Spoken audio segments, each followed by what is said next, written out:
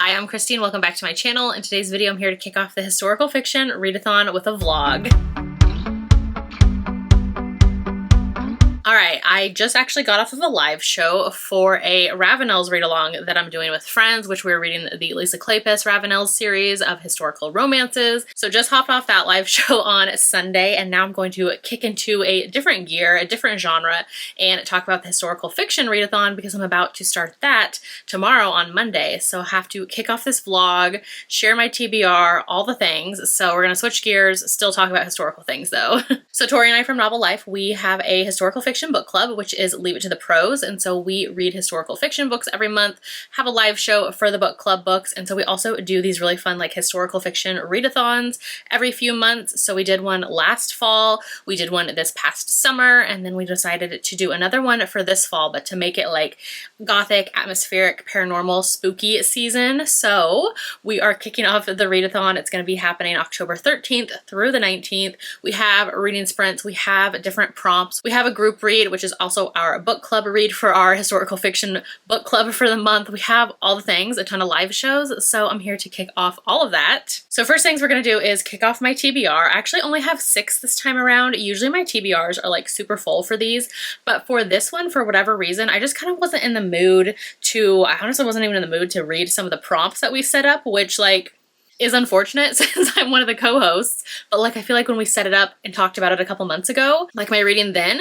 was set to read these, and then now that it's actually like here, I was having a hard time even like being in the mood to pick up some books that would meet the prompts. So I have like some regular historical fiction on my TBR as well, and I talked to Tori about it because I was like, I feel bad, like I'm a host and I'm not even like filling out the prompts or doing any of the things that we're supposed to do, and she's like, well, you're still gonna read historical fiction, so it's fine. And I was like, okay, you're right, it is fine, I'm still reading historical fiction. They might just not all, like I might not like totally clear off all of the prompts, which is okay because I've either already read some great ones this year that I could have probably waited and read them for this readathon, or if I would have forced myself to read some just to meet the prompts, I feel like it wouldn't be fair to the books or to me. It would put me like in a bad reading slump if I wasn't feeling them. So you know, you just kind of gotta go with your mood sometimes, and so that's how I'm feeling. But I'll put up the prompts here, which of course once you see this vlog, the readathon will be over, but the prompts were to read the group book, which I'll be doing, read a host's book rec, read a gothic historical, read a historical fantasy, read a book with a horror element, read a book with magical realism or like time travel or anything like that,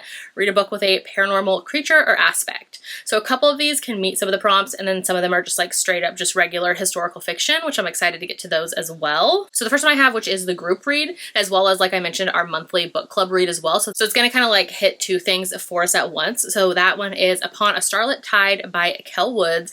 This one I believe is historical fiction fantasy with like kind of maybe some more fantastical magical elements. I think in here it's kind of like a Little Mermaid retelling possibly, or vibes. I am intrigued by it. It sounded really fun. So that is our group read as well as the book club read for the month, and that one meets of course a bunch of the prompts. Then I have The First Witch of Boston by Andrea Catalano. This one I am kind of nervous now to get to it. I was excited at first, and this one is available on Kindle Unlimited with the read and listen feature, so you grab the audiobook with it if you have it checked out on KU.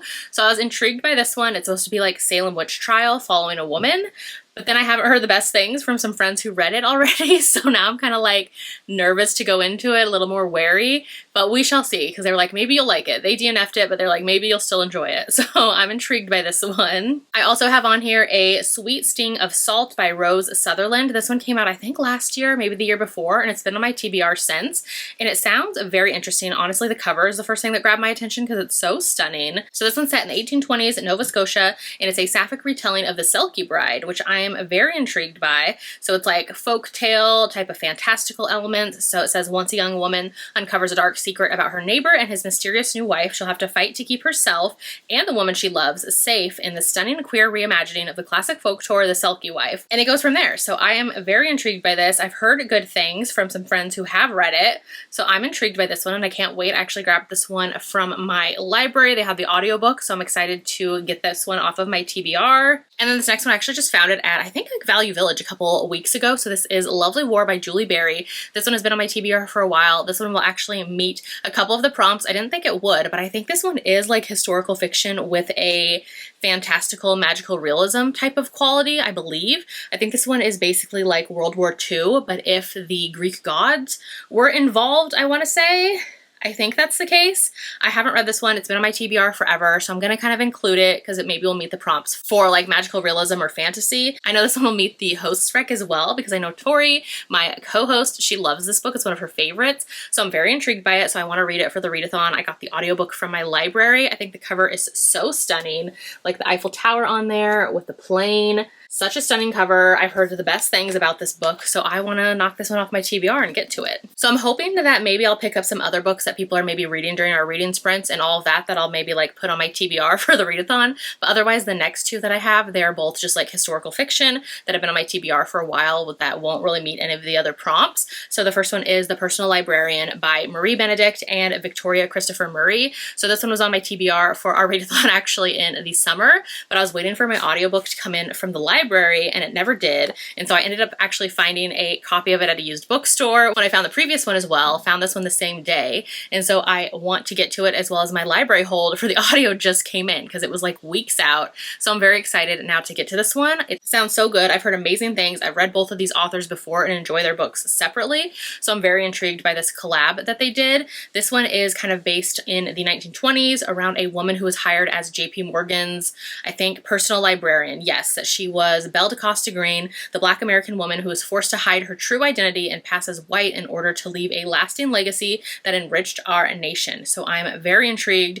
She says she was hired by JP Morgan to curate a collection of rare manuscripts, books, and artwork for his newly built Pierpont Morgan Library in New York. She became a fixture in New York society. I'm very intrigued, excited to get to this one. I've heard the best things. And then the next one that I have is The Lost Story of Eva Fuentes, which is the newest release from Chanel Clayton. This is a historical fiction author that I absolutely love. I've read all of her historical fictions and I'm very excited to read this new one. It just came out on the last day of September, so I can't wait to get to it. I have the audiobook for this one as well. I love her audios, so I'm very, very excited. She always writes really strong women in her stories, and I know in this one she does like dual timeline a lot. And here I think we get 3 different women's POVs, different stories, different timelines. So I'm excited to get to this new one because like I said, I love her books so much. She's one of my favorites, so I can't wait to read this one for the readathon as well. So I think that's all that I have for now to kick off the readathon vlog, and I will check in again throughout the week when we do different reading sprints, when I have updates, check-ins, all the things. I can't wait. So I'll check in again once I start reading all of these. All right, it is now October 13th, so it's the official start of the historical fiction readathon. I actually just had to film a couple videos, and now I'm going to switch gears and go jump into our reading sprints for the day on Tori's channel. So very excited to get started. I actually haven't even started my reads yet for the day. It's been kind of a busy weekend slash just chilling, relaxing, doing whatever I want, mood reading, all the things. And so now I got to switch gears and kind of stick to my TBR and kind of jump into things. So we'll see how this goes. I did just get some book mail as well, which includes one of the books for my TBR, which is The Lost Story of Eva Fuentes by Chanel Clayton. I had pre-ordered this one, and so it finally came in, and I'm very excited to get to this one. Maybe I'll start this one first for my first book for the readathon. We shall see. But I also got The Second Death of Locke by V.L. Balvolino. This one I had pre-ordered. Love the cover. So stinking stunning. Not reading it for this readathon, but I'm very excited for this one. It sounds so good. So that was my book mail for today. And yeah, let's go jump into the reading sprints, and I'll check in after to tell you what I started for the readathon. Maybe it will be this book. We shall see.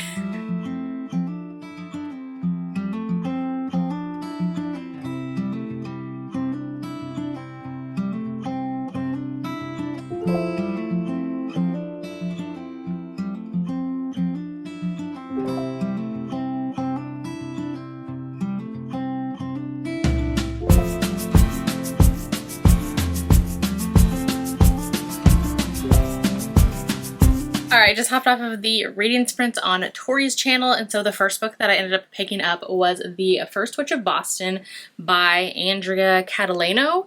So this one is available on KU with the read and listen feature, so I was doing the ebook, reading it on my Kindle while doing a tandem listen as well with the audiobook. So I'll just put up the cover here. And so this one I started on the reading sprints during the first section that we did. We did like 2 different reading sprints, and so I got through 25% between the 2 different sprints we had tonight, and so far it's okay. I feel kind of like I'm just like going along for the ride. I'm kind of conflicted on my feelings so far. So this book is historical fiction. It's based off of a true person. So it's based on Margaret Jones, who was the first person who was executed for witchcraft in New England. This is like Massachusetts Bay Colony, so a little bit before Salem witch trials era. And so this is like 1648. And so she is like the real life person who was first executed for this. And so it's interesting though, because I thought I would get more of like her story, but instead it seems to be from her husband's point of view, which I feel like is that's an interesting choice. I feel like for this type of topic in general, like, you know, I'd rather have learned maybe about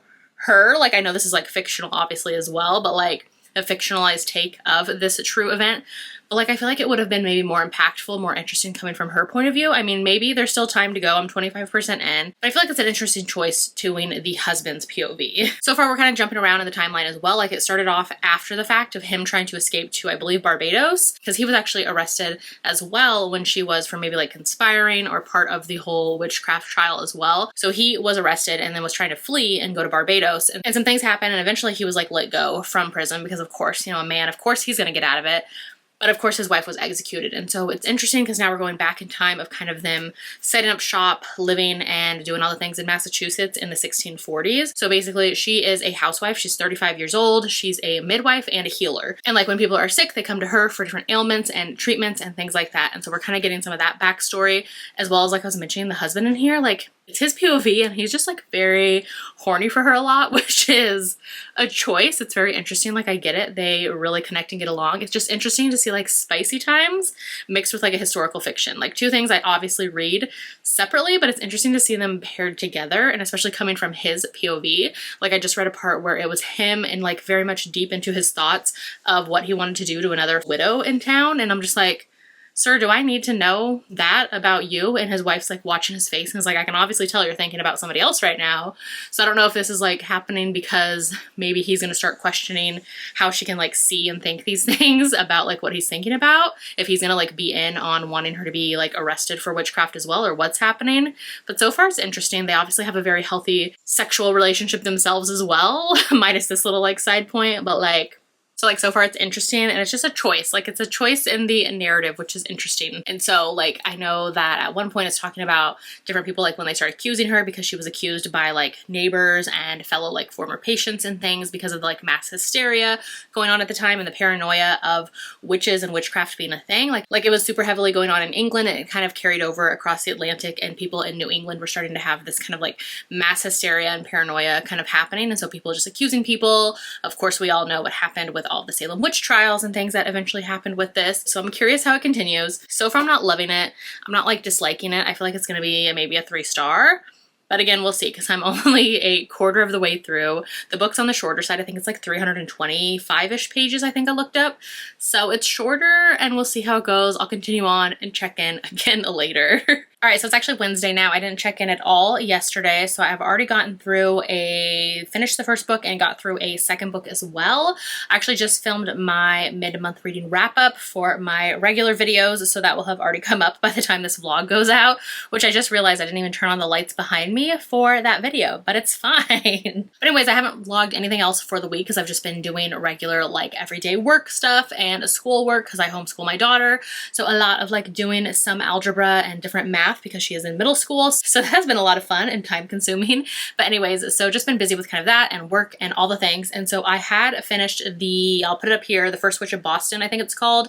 So this one I ended up giving 3.5 stars. I think the last time I had checked in, I was saying that it was a lot of like her husband's POV, which was definitely the majority of the book. It wasn't until 60% in that we finally got the heroine, the main character, the woman's POV, which I honestly didn't even know was coming. So I was surprised, but also glad once we got her POV, because that's the part that I was actually like invested in and wish the rest of the book was told from her story. So overall, it was like 3.5 stars for me. I enjoyed it. But again, the majority of the book that I enjoyed was the second half. And I feel like there were some interesting like narratives happening with kind of calling out the Puritans of the time and how they were like not as perfect of these people that they're accusing of witchcraft. Like, you should look at yourselves, because what are you doing in your own homes and things like that. So a lot of just like hypocrisy and misogyny and patriarchy and all of that type of stuff happening in this time, in this world, which of course course, I mean, we know that's kind of what happened with the witch trials and all of that. This book, again, it was kind of before the Salem witch trials. So it is the first woman executed in the Massachusetts Bay Colony, which was, I think, a few years, maybe a decade or less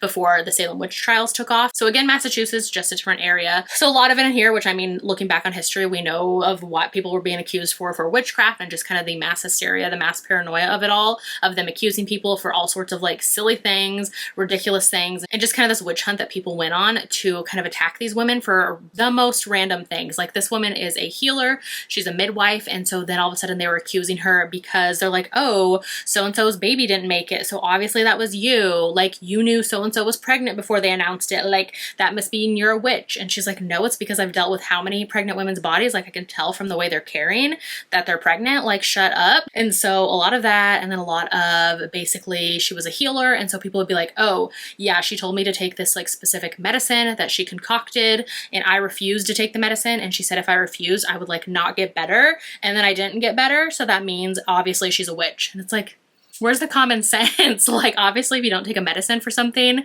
you're going to be sicker longer. So she wasn't like telling the future. That's just common sense. But anyways, so it kind of goes from there. I did like how the heroine, which I don't know if this is how it really was in her case or anything, but she kind of took on this like, okay, I'm obviously going down. So in the meantime, let me take y'all down and let me start messing with you guys. You think I'm putting a hex on you? Like, let me actually put a hex on you. And so she just kind of played into it because she's like, I could see that this is not going to go well for me. Like the ending is kind of written on the wall. So let me just lean in. And so also there's a lot of like rape in here of different characters, the heroine as well, of different parts of her life. So I don't know if I really needed all of that, but I guess that's kind of the times, you know, like harder hitting content, as well as, like I mentioned, I just don't think I needed the husband's POV.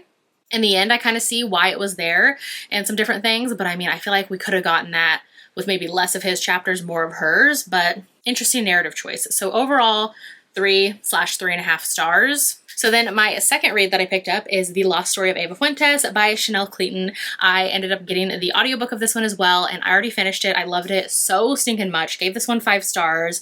This is like 325-ish pages. So on the shorter side, which I just love this author's writing. She's like an auto-read author for me. I've read all of her historical fictions and I just eat them up.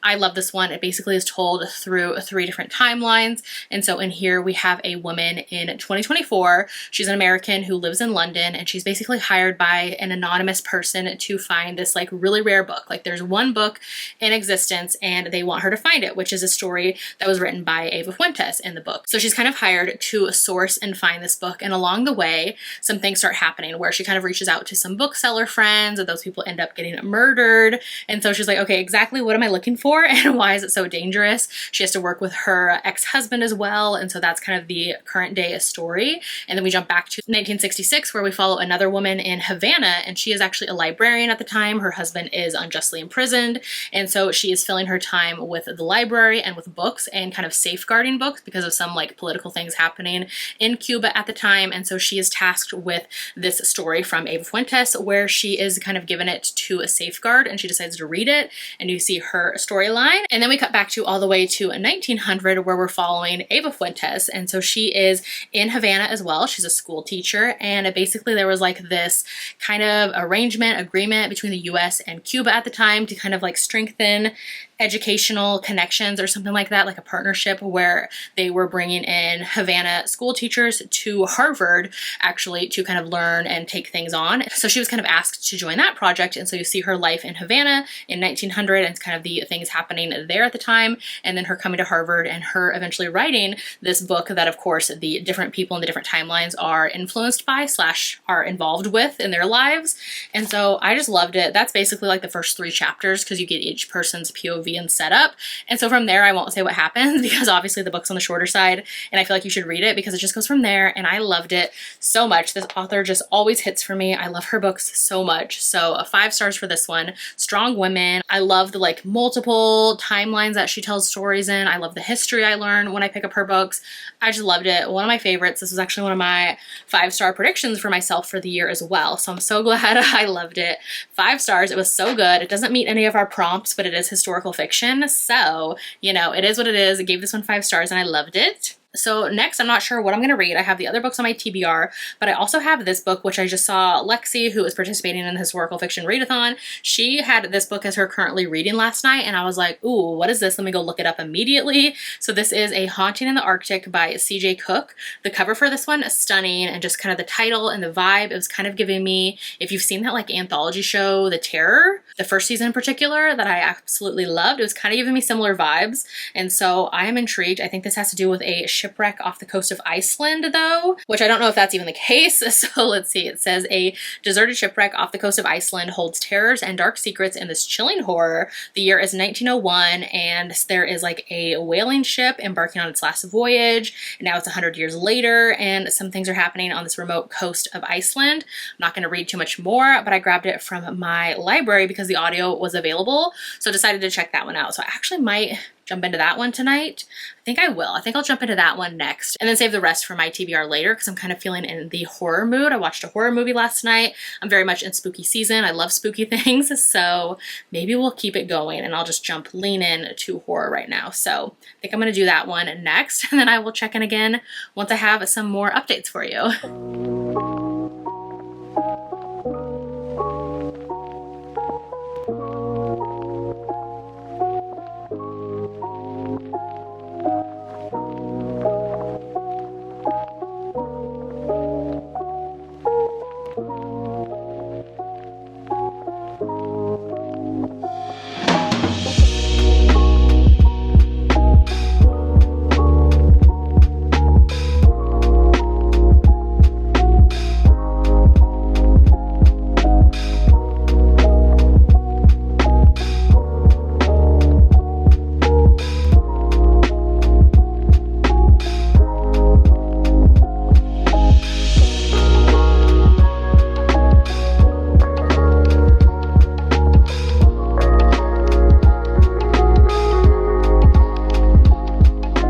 So it's Thursday and I'm just quickly here to check in. We just hopped off of Reading Sprints, which was on my channel today with Tori, and that was a lot of fun of seeing where everybody's reading is and getting like book recs and other things that other people are reading and talking about all of the other like books that people are picking up for the readathon, which is so much fun. Sitting at my desk right now because I had just filmed a paranormal recommendation video and then was doing some work on my laptop over here, so I decided to just stay at my desk today for the sprints and do everything here. So we just hopped off and now I just wanted to quickly check in because I have some book updates for you. So first up, I finished the C.J. Cook, which is it a Haunting in the Arctic?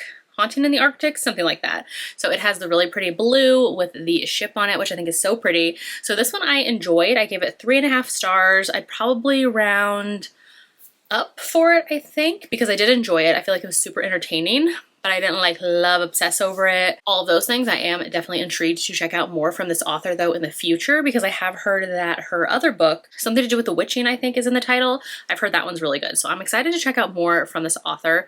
And this one was intriguing. I think I said yesterday that it was super reminding me of The Terror, which is like an anthology TV series that also the first season is based off of the book also called The Terror. And so that's honestly what grabbed my attention because that show, I loved that like horror anthology. And then I had wanted to check out the book because it was kind of giving me the same vibes and like just very slightly kind of like Arctic, kind of the same time frame of a ship sailing and some other things like that. But this book's definitely its own thing as well. And so this one's more of like ghostly, paranormally type of vibes with horror. So this is kind of like dual. I guess it has multiple. It has like 3 timelines, but really we're just focusing on 2 different timelines. So in here, the whole book kind of centers around this whaling ship. And so we're following in 1901, I think, we're following a woman's POV. She was actually the daughter of the owner of the whaling ship. And so her father owned the whaling ship and she's the daughter of him. And you see how her husband's away at war and they had lost their daughter previously. So she's not really in the greatest headspace. And so basically you see her getting abducted, taken, captured, and thrown onto the whaling ship, and basically the crew is telling her that she has to become a Selkie wife and she's gonna do whatever they want to do with her. Like she is there to serve the crew's very disgusting and disturbing things that they want to do to her. So sure you can see where that's going. So we follow her storyline, and then that's the one in 1901. And then, well, the story opens up in 1973 when the whaling ship kind of comes across the coast of Ireland. And basically when they go aboard, they see that like nobody else is there. Like the entire crew has vanished. It's a bit of a ghost ship, and they do find one explorer there. It was like a doctor something or another was his name. And we see how his feet were kind of all crushed in. And like this is obviously like his body's like ice as well, but like his feet were really crushed in. And so they're like, what the heck happened on the ship? And like also where are all the other bodies? Like what happened here? And so that's kind of the only glimpse we see of 1973. And then the rest we're really following the woman Nikki in 1901, the daughter of the owner of the ship, as well as we cut to it's like present day, which is like winter 2023 into 2024 from when this book was published. Like that's current day, present day for the book. And so in that time frame we're following Dominique, and so basically it's a woman who is at the shipwreck, and she's kind of just like exploring it, kind of videoing it for TikTok and things like that, and just kind of like seeing what she can get up to, what she can see while she's staying there. And basically one day she's kind of enjoying her solitary time, and three mysterious like strangers, other explorers show up, and things get interesting from there. And so that's kind of the basic vibe of it, and it kind of goes from there. There's a lot of like kind of Nordic folktale, folklore type of vibes. There is like the whole Silky Wife type of situation. So I thought this one was really interesting. I feel like some of the twists and stuff, I could see them coming, but like it wasn't deterring me from having a good time, if that makes sense. So it was like entertaining. I was along for the ride. So I liked it. I gave it 3.5 stars. I think that other book by the author is The Book of Witching, possibly, and I've heard that one's better. So maybe I'd check out more from this author, but I'm glad I got to it. And then the next book I picked up is A Lovely War by Julie Berry. I love this cover so much. I think it's so pretty. The woman in the pink kind of wool trench coat, and then the gorgeous like Eiffel Tower with the like airplane above it and the clouds. I think it's so pretty. This one I found recently at a like used bookstore or a thrift store, I think actually. I found a copy and I had to have it because I think it's so stunning.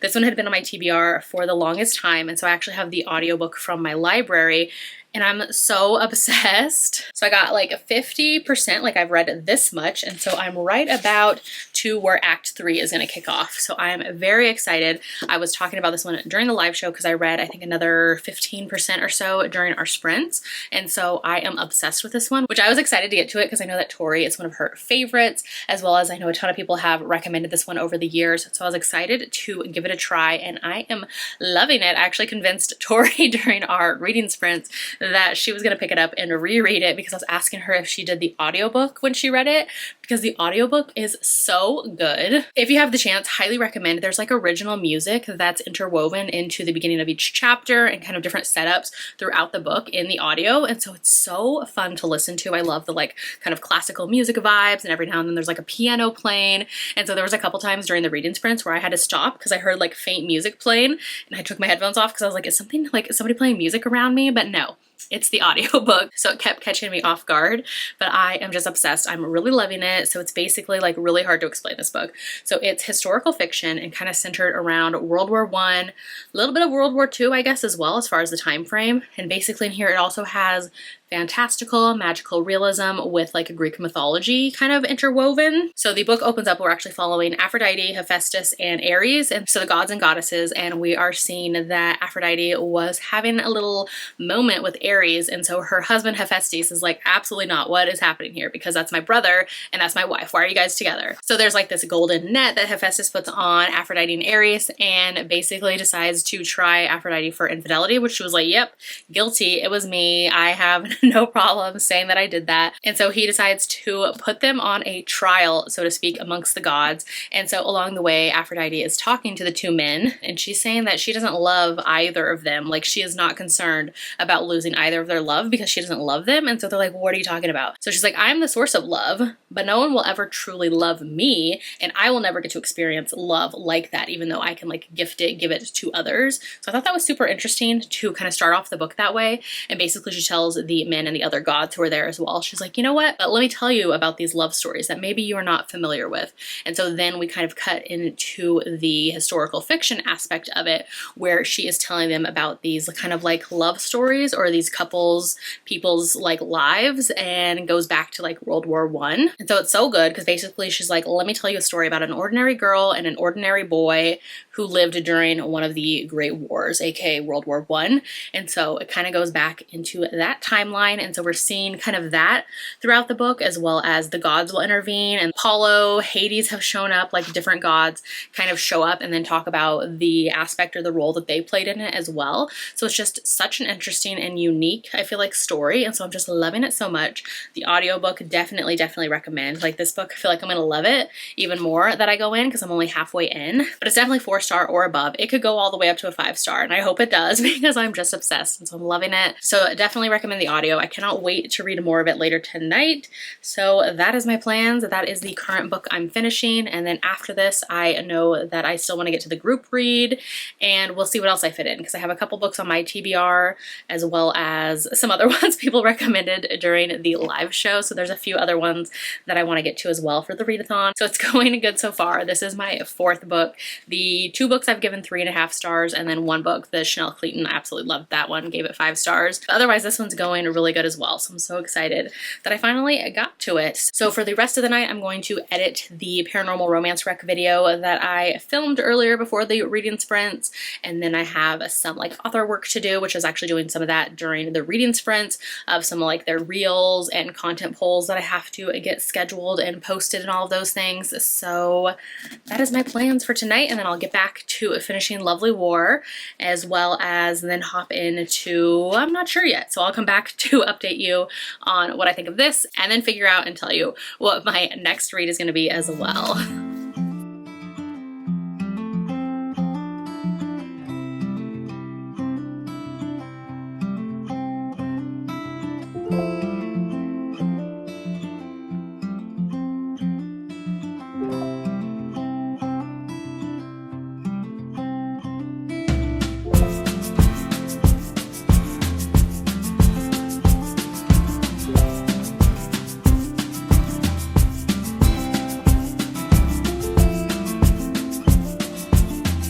All right, so it's Saturday and I'm here to check in. I have quite a few updates to catch up on, so we're gonna jump into it. So the day is kind of just starting off, and then later on today, I'm gonna be going to a local, like, kind of holiday fair, holiday craft bazaar type of thing with my mom. And so that is gonna be with a lot of like local artisans and things to go check out. So we usually do that like every year, go to like some of the local holiday bazaars and things. So going to that one, which is like one of the first ones of the season that we're going to. So we'll go there. I think I'll show a little bit of footage there because we'll probably like grab lunch. They usually have like food trucks there or like little snacks, and then go check out the things for sale. And then after that, we're probably gonna like run some errands, go shopping, do all of those things, and then probably go out to dinner later tonight. So I probably won't update today. So I'm gonna update all the things now before I leave for the day. Usually the weekends are busier for me where I'm doing less reading actually on my weekends because it's a lot of like family time and kind of getting together with family and friends and all that type of stuff, as well as like spending time with my family who I live with, which of course is my husband and daughter, which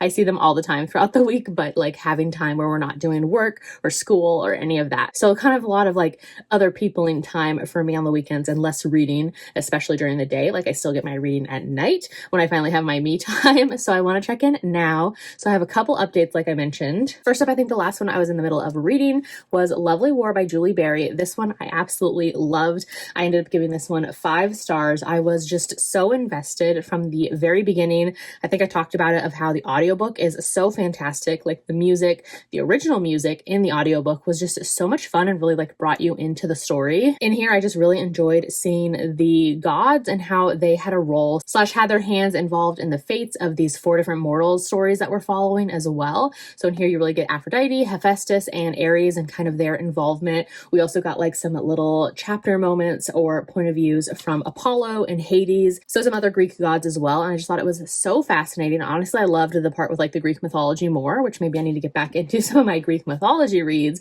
because I was loving it for that. And I also just liked the aspect of World War I and seeing how that played into the human characters we're following. We were following like 4 people, so like 2 different couples. I really enjoyed it. I liked how it was World War I because I feel like I really enjoy World War I stories. I feel like they're less common than World War II books, and so I really enjoyed that. And then I liked how towards the end it kind of like wraps things up because in in the Greek gods' times. It's like 1942, so right in the middle of World War II. And so in there, you also get to see the Greek gods kind of at the end, kind of lamenting, talking about how maybe some things with those people, like they got through World War I, but now it is going into World War II. And just their like conversations about that were super interesting. So I really enjoyed this one. It felt so unique and fresh, and I was just entertained from the beginning. So highly recommend if you're like me and it took a while to get to this one. Highly recommend. It's worth all the hype. 5 stars for Lovely War. All right, then the next one that I already finished as well is The Personal Librarian by Marie Benedict and Victoria Christopher Murray. This one I loved. I'm going to give this one 4.5 stars. This one had been on my TBR for quite some time. It was actually, I think, on my July historical fiction readathon as well, that I wanted to get to it back in July, and I just never did because I was waiting for the audio, which had the longest hold. And so in the meantime, I actually found a physical copy recently at like a used bookstore. And so I was going to read it physically. And then of course my audio came in time, which was so nice. Highly recommend. This is on the shorter side. It's like 330-ish pages. So it was the perfect one to kind of get through. This one I absolutely loved. So this is based on a real person, which is Belle DaCosta Green, who was the personal librarian of American financier JP Morgan. And so basically in here you see that Belle is misjudged a lot or discredited a lot for her gender in a very male-dominated career because of her age. She's like fresh out of Princeton when she gets hired by him because she like knew his nephew or something. And so that's kind of how she got the job, or got an interview, I should say, because she still had to interview and, you know, get the job on her own merit. And then as well as she has another secret as well, which is she is actually a Black woman, but she is living or passing as white. So you see in here how her father was actually the first Black graduate of Harvard, and her father was a huge well-known advocate for equality. And so you see in here how actually Belle's mother wanted herself and her children, so Belle, and I think she had a brother as well, she wanted her children to have a better chance at the future, better opportunities. So actually on like a US census, her mother put that herself and her 2 children were white. And so it caused a lot of strife and turmoil within her family because her father's like, what are you doing? And so it was super interesting to see Belle kind of hiding that fact about herself her whole life, as well as taking on this career with JP Morgan and working as somebody who was like collecting art and literature and curating his whole collection. I thought it was super fascinating. I really enjoyed Belle as a character. I really loved her strength in herself and her confidence in her career and in her skills that she could bring to the table with negotiating and a lot of like business savviness. She was just such a strong character that I loved following. We get to see a lot of her, obviously her work relationship and some of the different things and different ways that she would travel and go and collect and curate and be at these like auction places and make deals behind the scenes for some of the pieces for JP Morgan's collection. We see, of course, her relationship, her working relationship and kind of personal relationship with JP Morgan and kind of that working dynamic. We also see some of her like own like personal relationships she was having with people at the time. Thought it was super interesting, a really interesting character that I feel like I didn't know about before. So I love that about historical fiction when we get to learn about a real life person. I just really loved this. I have actually read, I thought I had read Marie Benedict before, but I guess I actually have not. But I definitely have read Victoria Christopher Murray, another of her historical fictions, actually one of her newer releases this year we read for our book club, and I enjoyed that one. And so that's honestly why this book was on my radar, because I was looking for more from the author. And so I saw this one that's older. And so this one, yeah, I hadn't read Marie Benedict before, but I've definitely seen some of her other like historical fiction covers around. And so this one I really enjoyed. I love their like author duo collab together. The author's note at the end was super interesting of how they started to work together and kind of them doing this book together. I think this was actually Victoria Christopher Murray's first historical fiction, because before that she said she was a contemporary writer. So I thought that's interesting because she has definitely gone on to write historical fiction. So she must have enjoyed like the research and kind of writing about these real life characters. So I do love that. And even being an author collab, I feel like it flowed so seamlessly. Like I feel like some author collabs, you will read them and you can kind of be like, oh, I can tell which author was writing at the time or which part they had an influence on in the story. And in this one, like I couldn't tell. Like it was just so seamless. It flowed so easily, immediately gripped you. Highly recommend. It was so good. I know a lot of people have told me that they loved this book as well, and I totally see why. So fascinating. I loved Belle as a character and I loved learning about her as well. This starts off in 1905 when she gets hired on to be JP Morgan's personal librarian, which of course she's so much more than that, because like I said, she was curating and collecting and negotiating on behalf of him for a lot of his pieces. And so it starts off in New York when she gets hired by him in 1905 and goes through through the length of his life, which he ended up passing away in, I think, 1913. So it goes up until then of her over a decade career working for him, and then it catches up to her, I think like in the 40s, I want to say, a little bit later in her life. So you spend a lot of time with her character. Really enjoyed it. I love reading about strong women in history, and Belle was such a fascinating person and character. All right, and then the last update I have for you is the book that I started last night. So this is the group book as well as our Leave It to the Pros historical fiction book club pick for the month, because we kind of had both of those coincide together to kind of knock out two birds, one stone. So this is Upon a Starlet Tide by Kel Woods. The cover, stunning. The book is just okay for me so far, which I had kind of heard before we got into it that a lot of people were having kind of like mixed reviews, mixed thoughts on this book. I think Tori said she started it and DNF'd it. She might get back to it, but I'm not sure if she will or not for the readathon, so we'll see. So this one takes place in, I think, the 1700s, and it is a take or a fantastical type of fairy tale retelling. So it's supposed to be like The Little Mermaid and Cinderella retelling, historical fiction fantasy. So far it's okay for me. It does read definitely younger, which I know a lot of people were pointing out. So it definitely feels more young adult, new adult age. And a lot of people had complained about the audiobook narration. And unfortunately, that is what I had already had for this book as well, was the audiobook from my library. And I definitely get what people were talking about. The audiobook narrator, I've actually listened to her in other books in the past, and I feel like I never had any issues with her, but there's something about the way that she is telling the story of these characters in specific, the voices she's doing, not working for me at all. Basically like her normal kind of audiobook narration voice of when she's maybe setting up the scene, telling the story, more of like the narration of the voice. That part I feel like is fine, because I feel like that's more of her natural voice. But then she goes into like the dialogue specifically for the main character Luce, and anytime she is speaking for her, it's kind of like young, whiny, kind of girly voice, which is a choice. It just makes her feel like such a younger character than maybe she's supposed to be that age and kind of sound like that. But I don't know, her dialogue voice is just not working for me, as well as because this is like a kind of a love triangle-y situation, even though it's kind of obvious which way Luce, the character, is leaning towards. So the hero's POV and any of the other like men in the book, the same narrator is doing those voices. And when she takes on the male characters' voices, they all sound like they're 60, 70-year-old men, which is wild. There was a few times I had to be like, wait, why is her father saying this to her? And then I was like, oh, wait, this is supposed to be like the love interest. Like, why does he sound like he's a 65-plus-year-old man talking to her, especially with like the mix of her sounding like this very young voice? It's just such a weird dichotomy. It's not really working for me. I feel like I've kind of gotten used to it. So I'm like, okay, every man in this book sounds like they're way old, even though they're supposed to be the same age as the heroine. So the voices, the audiobook narration is just like, it's a miss. And the book itself, like, it's okay. It's probably like 3-star energy at the most for me so far.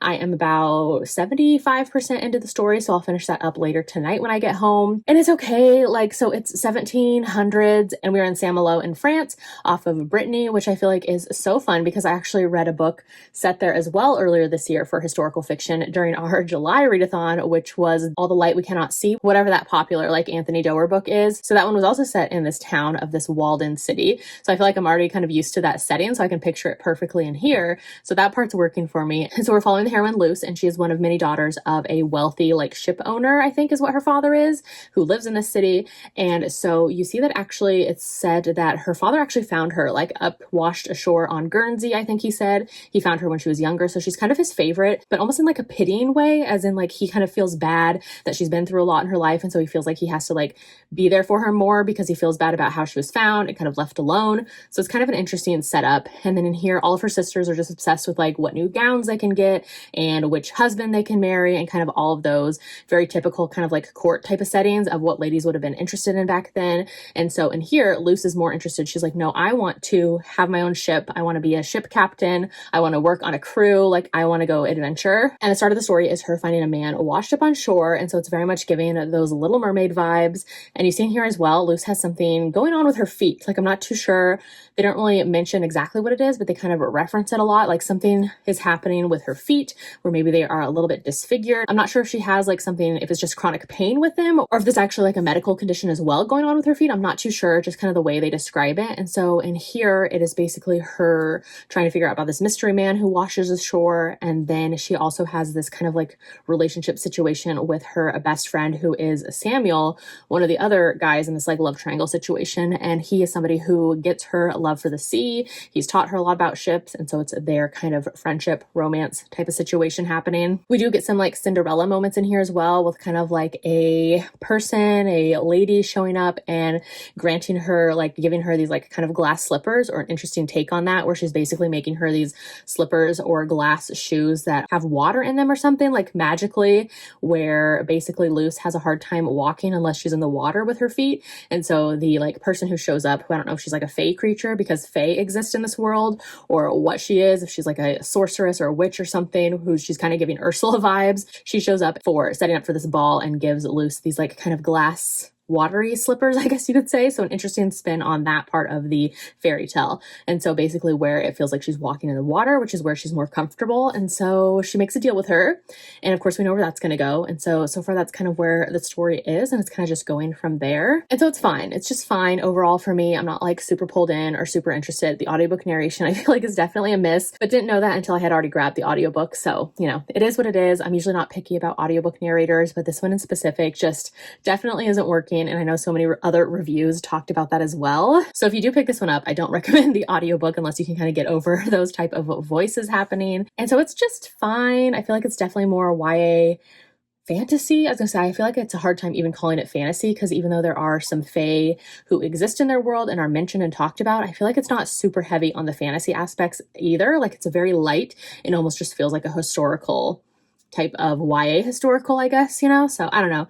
I'm just along for the ride. We'll see where it goes. So that's my update there. And like I said, I have some things to do on Saturday, so I won't check in again until probably on Sunday tomorrow, when we have our wrap up for this book, as well as for the entire readathon, where we can talk about every book that people loved, all their favorites, all the things. So a whole wrap up for the readathon. All right, it's now Sunday and I'm here to close out the historical fiction or readathon vlog, a whole week of reading historical fiction. We have our live show, our wrap up, and our chat about our group read / book club read for the month as well today. So I just wanted to quickly close out the vlog, finish my thoughts on the last book that I read, and kind of wrap up the whole readathon for you. So the last book that I read is Upon a Starlet Tide by Kel Woods. This one, I think I was 75–80% into it the last time that I updated. And honestly, at that point in the book, I thought that the book was almost over, but it definitely was not. There was still a good another chunk to go, and some of the like kind of twists and turns to the story kind of being revealed. So this one overall, I gave it 3 stars. I think I talked a lot about my thoughts of it in the first half that I talked about this book already, and I feel like that just kind of stayed the same, where it was just fine for me overall. I think overall this was an interesting one. It's more YA historical with like a little bit of fantastical elements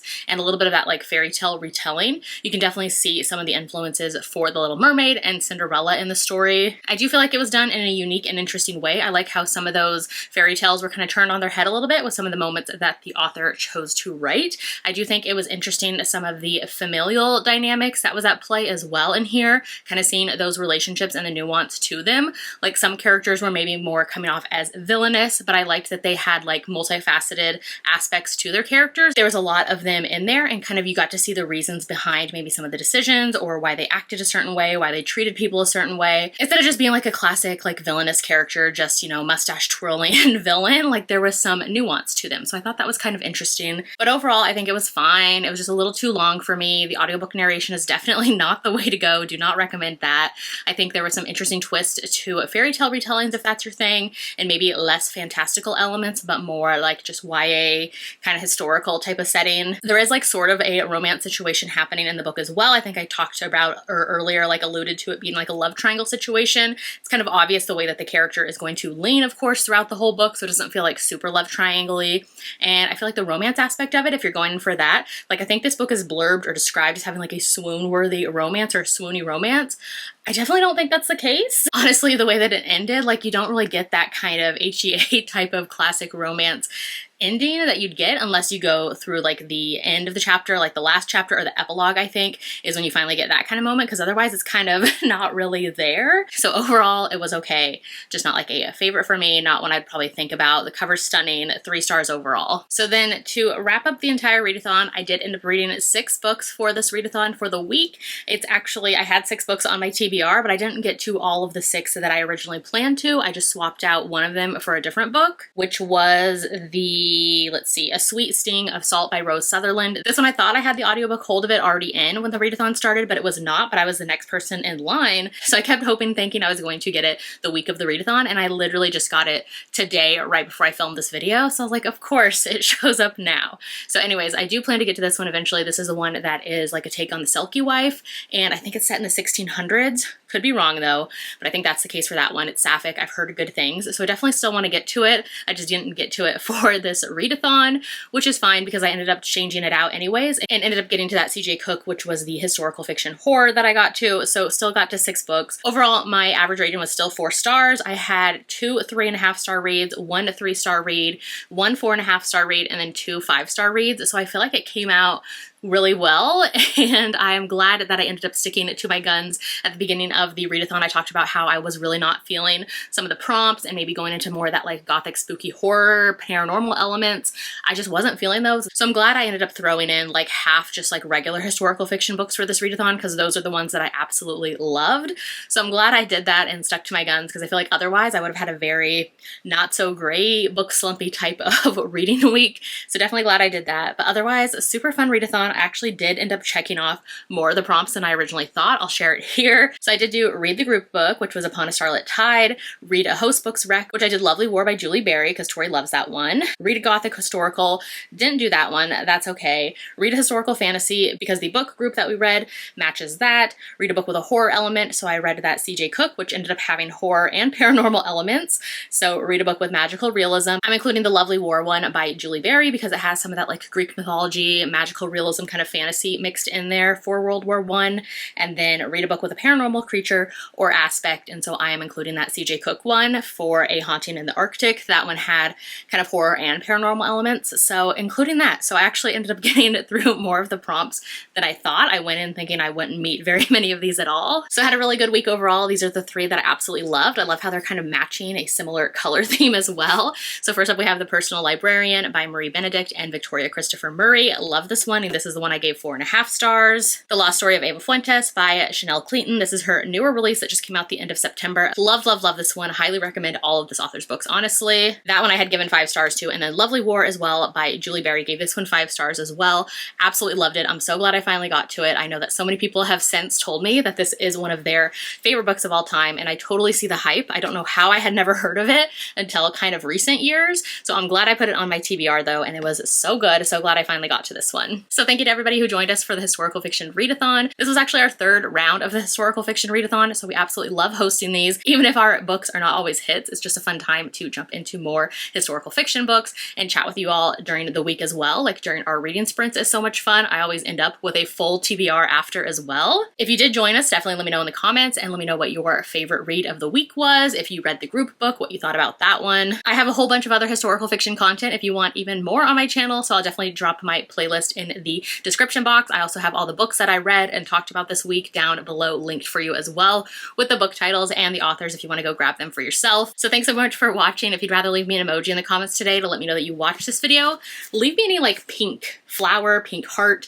because of these 2 covers that I absolutely loved. Both have pink on them, so I'm feeling in a kind of pinkish mood right now. So leave me a pink heart, pink flower, any of those things in the comments. And if you haven't done so yet, make sure to like and subscribe so you don't miss out on any of my future videos, and I'll see you in my next one. Bye!